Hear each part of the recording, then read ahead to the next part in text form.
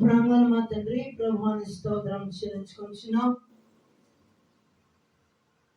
ఇప్పటి వరకు పాటలో మీరు మాకు తోడుగా ఉన్నారు. విని ఉన్న సాక్ష్యము మా హృదయాల్లో గొప్ప కార్యము జరిగించము. తెరవబడిన గ్రంథములు ఎదుటినున్నవి తెరవబడిన హృదయములు మాకు దయచేయము. మీ దృష్టికి మా హృదయంలో ఎక్కడైనా చేదైన వేరు ఉన్నదేమో దాన్ని మేము గ్రహించి వాక్యపు వెలుగులో పరీక్షించుకుంటూ మా హృదయంలో ఉన్న ఆ చేదైన వేరును పెకలించి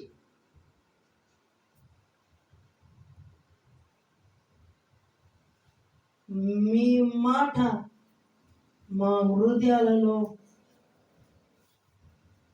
ప్రవేశించినట్లు సమ్మతి గల మనసును మాకు దయచేయమని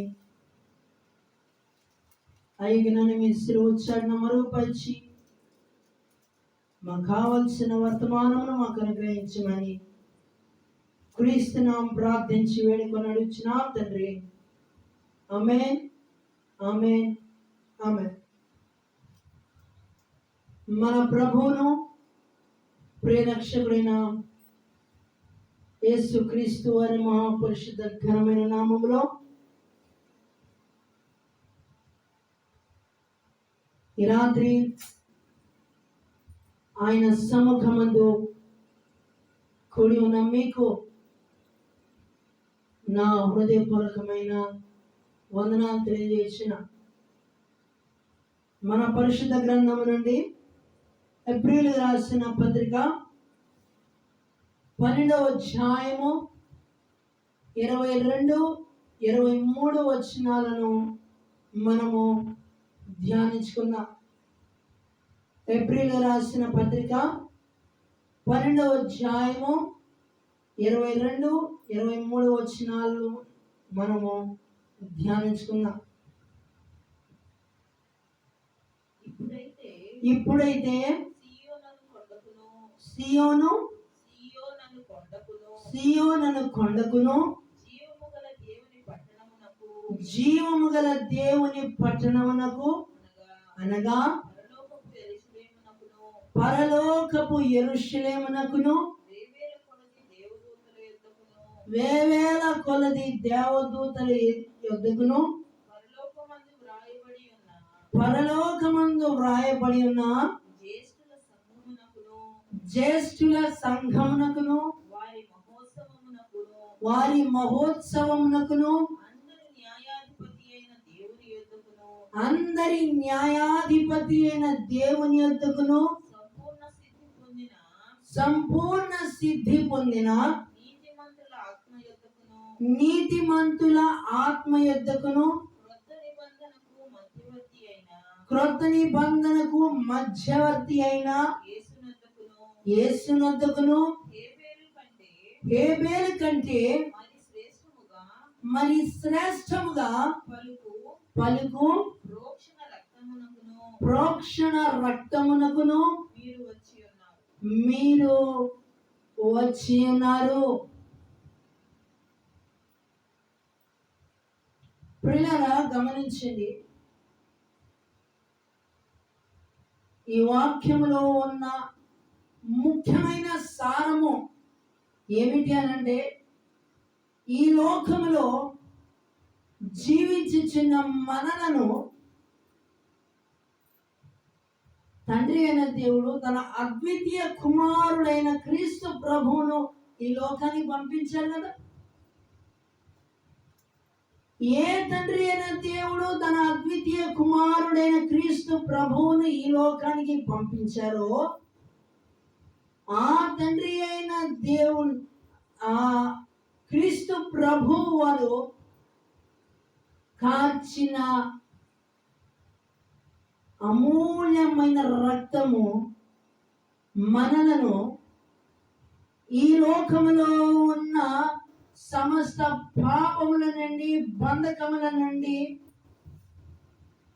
నిరాశ నిస్పృహల నుండి విడిపించాలి అన్న ఉద్దేశంతోనే ఆయన సిలువలో మన కొరకు రక్తాన్ని చిందించి మనకు పాపము ఇక మీదట మన మీద ప్రభుత్వము చేయకుండా నిమిత్తము ఆయన తన అమూల్యమైన రక్తాన్ని మన కొరకు చిందించి, ఆయన మనసులో ఉన్న ఉద్దేశం ఏంటో తెలుసండి, మనలను తన జ్యేష్ఠుల సంఘములో మనలను ఒక సభ్యునిగా చేయాలని, ఆ జ్యేష్ఠుల సంఘము గుంపులో నీవు నేను మనం ఉండాలని ఆయన కోరిక.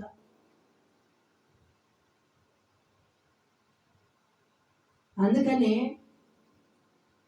ఒక పాపికి ఒక పాపరహితుడు అవసరం. ఒక పాపికి ఎవరు అవసరం అండి?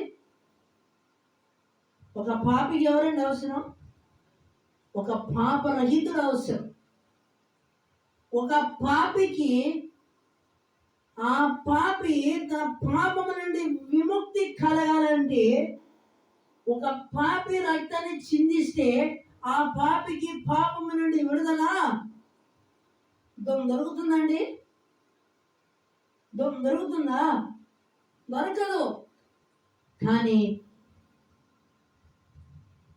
ఏ పాపం ఎరుగని పాపరహితుడైన క్రీస్తు ప్రభువారే పరలోక సౌఖ్యాన్ని విడిచిపెట్టి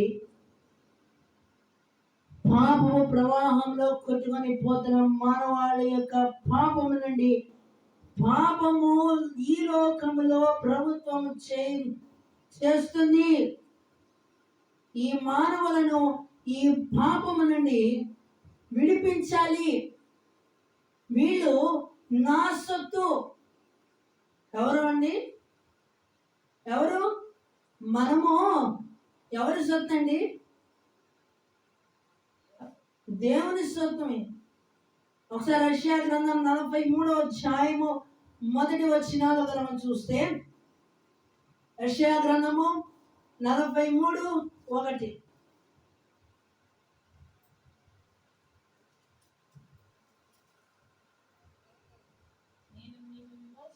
నేను నిన్ను విమోచించి ఉన్నాను, భయపడకుము, పేరు పెట్టి నేను పిలిచి ఉన్నాను, నీవు నా సొత్తు. చూసారండి, ఈ మాటను మనం చదువుతున్నప్పుడు మనకు అర్థమవుతుంది దేవునికి మనమంటే ఎంత అపారమైన ప్రేమ ఉంది. అర్థమైందండి? దేవునికి మనం అంటే ఎంత అపారమైన ప్రేమ ఉన్నదని తెలుసుకోవాలంటే ముందు మనలో ఉన్న చేదైన వేరు మన మనసులో నుండి పెకలించబడితేనే దేవుని ప్రేమ, ఆయన మనసులో ఉన్న భావము, ఆయన మనసులో ఉన్న ఉద్దేశము అప్పుడు అర్థమవుతుంది. ఆ వాక్యములో దాగి ఉన్న శక్తి మన హృదయంలోకి ప్రవేశించి మన జీవితాలను, మన బ్రతుకులను మారుస్తుంది. ఆమేన్.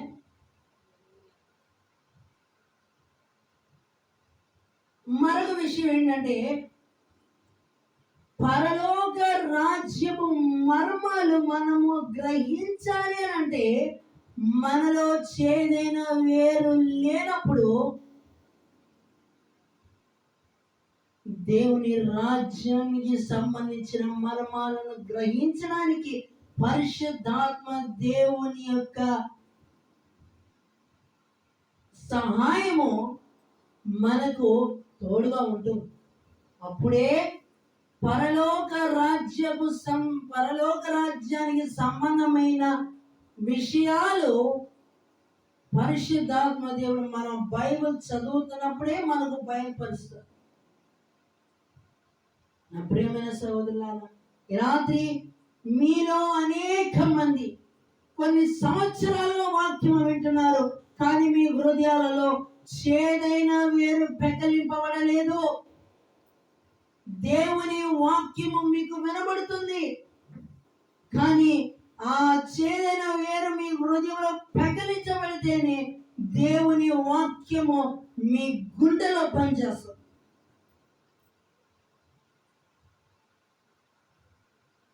ఈరోజు నీ మాట మీరు ఎంతమంది గ్రహిస్తున్నారు? నీకు మేలు కలగకపోవడమే నీ పాపానికి కారణము, నీ దోషములే నీకు కారణము. గ్రహిస్తున్నావు సోదరుడా? గ్రహిస్తున్నావు సోదరి? ఇక ఎంత కాలము నీ పాపము కట్లకు, నీ బానిసపు కట్లకు, నీ వ్యసనపు కట్ల నుండి ఎంత కాలము నీవు విడుదల పొందకుండా అందులోనే ఉంటావు? ఆయన వచ్చింది నిన్ను, నన్ను, మనలను ఈ లోకంలో ఉన్న సకల బంధకాల నుండి మనల్ని విడిపించి తన రాజ్య వారసులుగా చేయాలన్నది ఆయన ఆశ, ఆకాంక్ష. కాదా? అవునా కదండి? ఆయన మనలను తన రాజ్య వారసులుగా చేయాలనేది ఆయన ఆశ. ఆయనతో యుగ యుగాలు, తరతరాలు అక్కడ ఏడుపు ఉండదు, ఆకలి దప్పులుండవు, మోసము, మోహము, ద్వేషము లేని రాజ్యం అది. అందుకే నా యేసు రాజ్యం అన్నమైన రాజ్యం, అందులో మనము నివసింతును. నా యేసు రాజ్యం అన్నమైన రాజ్యం, అందులో మనము నివసింతును. సూర్య చంద్రులు అక్కర లేని రాజ్యం, ప్రభు క్రీస్తే వెలుగై ఉన్న రాజ్యం. సూర్య చంద్రులు అక్కర లేని రాజ్యం, ప్రభు క్రీస్తే వెలుగై ఉన్న రాజ్యం. నా యేసు రాజ్యం అన్నమైన రాజ్యం, అందులో మనము నివసించును అని గమనించారండి. అక్కడ అవినీతి ఉండదు, అక్రమము ఉండదు.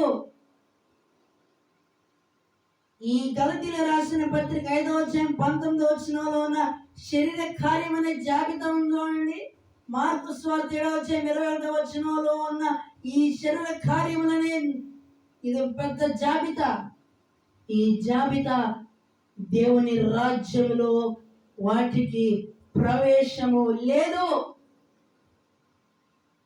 ఆయన రాజ్యంలో వేటికి ప్రవేశం ఉందో తెలిసిన? గలతీయులకు రాసిన పత్రిక 5:22లో ఉన్న ఆత్మ ఫలముల వరకు మాత్రమే ఆయన రాజ్యంలో ప్రవేశం. క్రీస్తు రక్తము చేత కడగబడి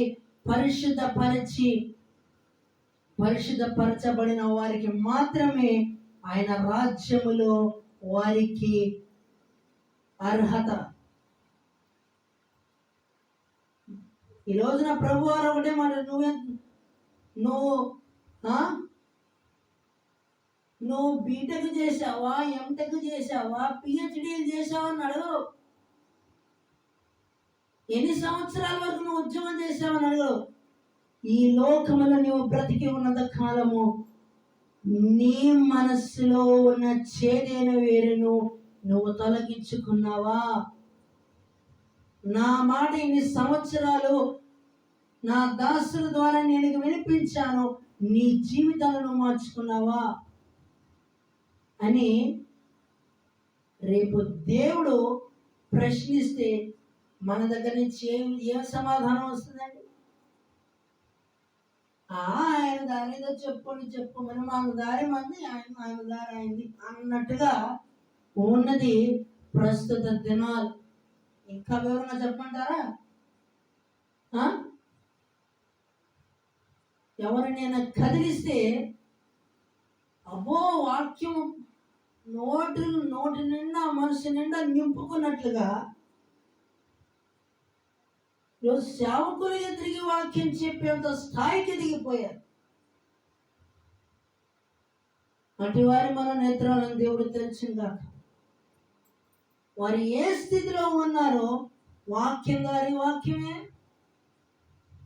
ఈ లోకములో ఉన్న అసలు స్వభావం దేని దానిదే అన్నట్టుగా ప్రస్తుత దినాలు కొనసాగుతూ ఉన్నాయి. విశ్వాసం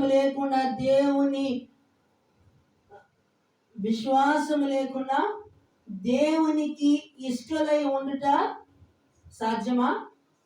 అసాధ్యము. ఇది ఎట్లా ఉందంటే, టికెట్ లేకుండా ట్రైన్లో ప్రయాణం చేయడం ఇంకా అసాధ్యం అన్నట్లు. టికెట్ లేకుండా ట్రైన్లో ప్రయాణం చేస్తే టీటీ ఊరుకుంటారండి? ఊరుకుంటారా? నెక్స్ట్ స్టేషన్ దిగమంటారు. ఒకటే మాట, ముందు ఫైన్ కట్టించుకుంటారు, తర్వాత నెక్స్ట్ స్టేషన్ దిగమంటారు. రేపు పరలోక రాజ్యాలు అట్లా ఉండదు. క్రీస్తు రక్తం చేత కడగబడ్డావా, నీ మనస్సాక్షిగా జాగ్రత్త కాపాడుకున్నావా, దేవుని రాజ్యంలోకి ఎత్తబడతావు. దేవుని మహిమ కలిగిన గాక. ఈ రోజున మానవుని జీవితంలో వస్తున్న శ్రమలను చూసి భయపడి వెనక్కి వెళ్ళిపోతున్నారు. కానీ వాళ్ళకి తెలీదు, ఆ శ్రమల వెనకాల దేవుడు వారి తలను పైకి హెచ్చిస్తాడనే విషయం. శ్రమలు వస్తున్నాయా? పర్వాలేదు, సంతోషించు. నా నిమిత్తము జనులు మిమ్మల్ని నిందించి హింసించి మీ మీద అబద్ధంగా చెడ్డ మాటల పలికినప్పుడు ఇంటికి వెళ్ళి ముసుకేసుకుని గగ్గోలు పెట్టమనుందా? ఏంటండి, ఇంట్లో వెళ్ళి తను తలుపు వేసుకొని సోఖండాలు పెట్టి ఆడమనుందా? లేదు. సంతోషించి గంతులు వేయమన్నది. దేవునికి మహిమ కలుగును గాక.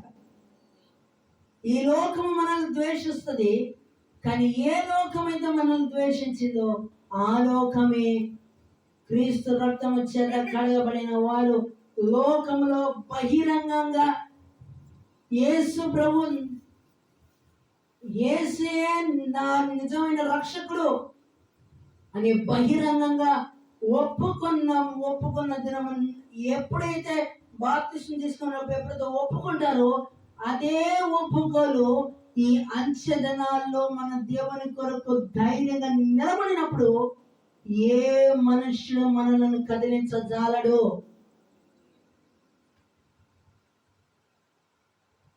నా ప్రేమైన సోదరులారా, అందుకనే యెహోషువ అంటాడు, యెహోషువ నిన్ను విడువను ఎడబాయను, నీ బ్రతుకు దినములన్నిట ఏ మనుష్యుడు నీ ఎదుట నిలవలేడు. కారణము నీవు నా పక్షమున నిలబడ్డావు గనుక నీ పక్షమున నేను పోరాడతా. ఆమేన్. ఈ రోజున శ్రమలను చూసి ఎవరో అన్నారని, ఎవరో నిందించారని, ఎవరో దూషించారని ఎందుకు దిగులు పడుతున్నావు? దిగులు పడద్దు. యుద్ధము యెహోవాది. ఆమేన్. యుద్ధం ఎవరిదండి? యుద్ధము జీవం గల యుద్ధము ఆయనది. విజయము తన రక్తము చేత ప్రోక్షింపబడిన ఆయన బిడలది. ఈ లోకములో ఎంత అన్యాయం జరగనివ్వండి, కానీ ఒకానొక దినము రాబోతుంది, దేవుని కొరకు ధైర్యంగా నిలబడే లెక్కింపజాలని సమూహం సిద్ధంగా ఉంది. ఆమేన్. నా ప్రేమైన సోదరులారా, గమనించు, ఆయన మనలను తన జ్యేష్ఠుల సంఘములో మనలను ఒకరిగా చేయాలని ఆయన ఎంత ఆశగానే ఉన్నారండి. అటువంటి ఆశ నీలో, నాలో, మనలో ఉండాలని ఆయన మాటలో ఉన్న భావము, ఆయన మనసులో ఉన్న ఉద్దేశము నిజంగా ఆయన మన మీద ఎంత ప్రేమ కలిగి ఉన్నాడంటే, శాశ్వతమైన ప్రేమతో నేను ప్రేమించుచున్నాను గనుక విడువక నీ యెడల కృప చూపుచున్నది. ఇది చాలదండి. దేవునికి మన పట్ల ఎంత ప్రేమ కలిగి ఉన్నది ఒక మాట చాలదా?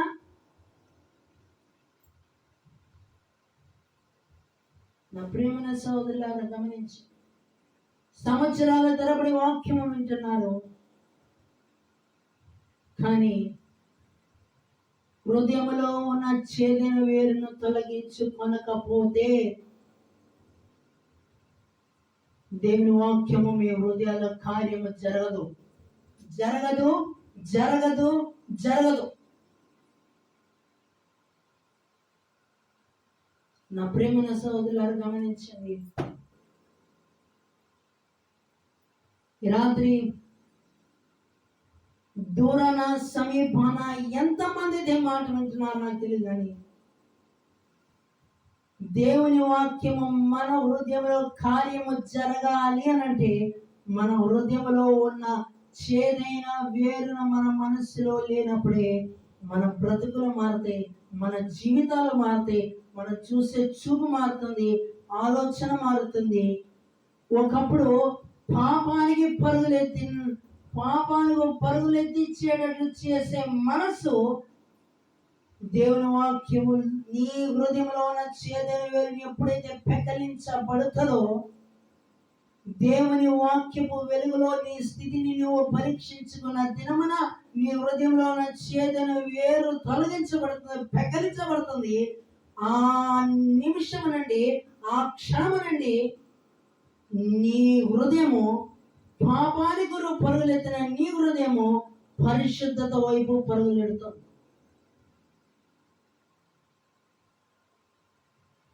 నా ప్రేమ సోదరులారా గమనించి, ఈ రాత్రి ఎవరు ఎటువంటి పరిస్థితిలో ఉన్నా సరే దేవుని వాక్యము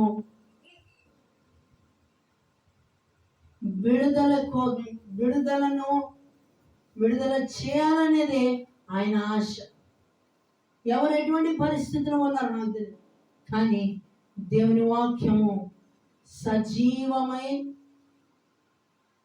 సజీవము గలదే, సజీవమును బలము గలదే, రెండంచులు గల ఎటువంటి ఖడ్గమైనను మన హృదయాంతరేంద్రియములోకి దూరొచ్చు ప్రాణాత్మ శరీరములను మనం మూలుగులలో ప్రవేశించినంత మటుకు మన హృదయాలలో ప్రవేశిస్తుంది. దేవుని వాక్యం అనే రెండంచులు గల ఖడ్గము సరి చేసుకున్నావా, నీ జీవితము ధన్యమవుతుంది. ఆమేన్. సరి చేసుకున్న దినమున నీ జీవితం మారుతుంది. నీ ద్వారా అనేక మంది జీవితాలలో గొప్ప మార్పుకు నీవు ప్రథమ కారకుడు అవుతావు. ఆనాడు యాకోబు బావి దగ్గర సమరయ స్త్రీ వచ్చింది, ఆమె జీవితము మారింది, ఆమె ద్వారా గ్రామం అంతటికి రక్షణకు కారకురాలైంది. ఎలా అయింది? తన కొండను ఆ యాకోబు బావి దగ్గర విడిచిపెట్టింది. వెంటనే ఆ గ్రామంలో ఉన్న ప్రజలందరినీ తీసుకొని వచ్చి, మొదట నీ హృదయంలో ఉన్న చేదైన వేరు ఎప్పుడైతే నీ హృదయంలో ఉన్నదో అప్పుడు వాక్యము నీ హృదయంలో కార్యము జరుగుతుంది. ఆ కార్యము జరిగిన తర్వాత అది పశ్చాత్తాపాన్ని నడిపిస్తుంది. ఆ పశ్చాత్తాపమే ఆత్మ సంబంధమైన కన్నీరు కార్చి నశించిపోతున్న అనేక మంది కొరకు భారంగా కన్నీరు కార్చే ఒక ప్రార్థన పరుడును దేవుడు ప్రార్థన పరుడుగా తయారు చేస్తుంది.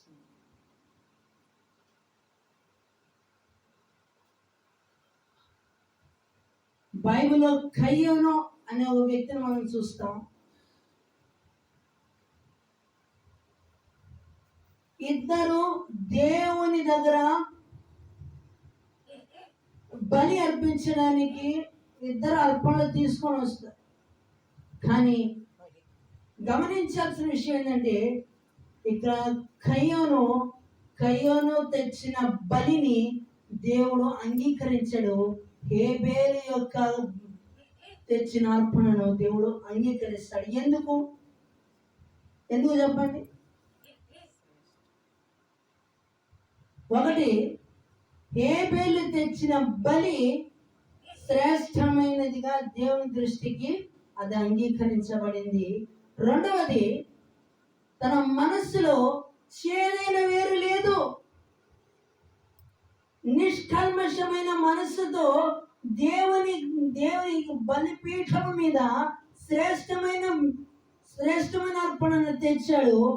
అది దేవుని దృష్టి అది అంగీకరించబడింది. కయ్యోను అర్పణను తెచ్చాడు, కానీ అది దేవుని దృష్టికి అంగీకారముగా లేదు.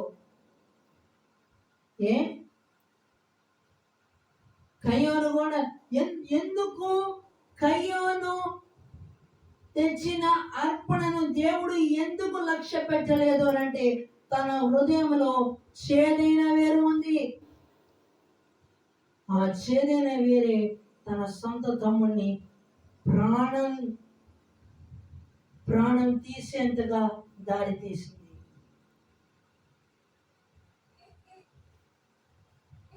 నా ప్రేమైన సోదరులారా, గమనించండి.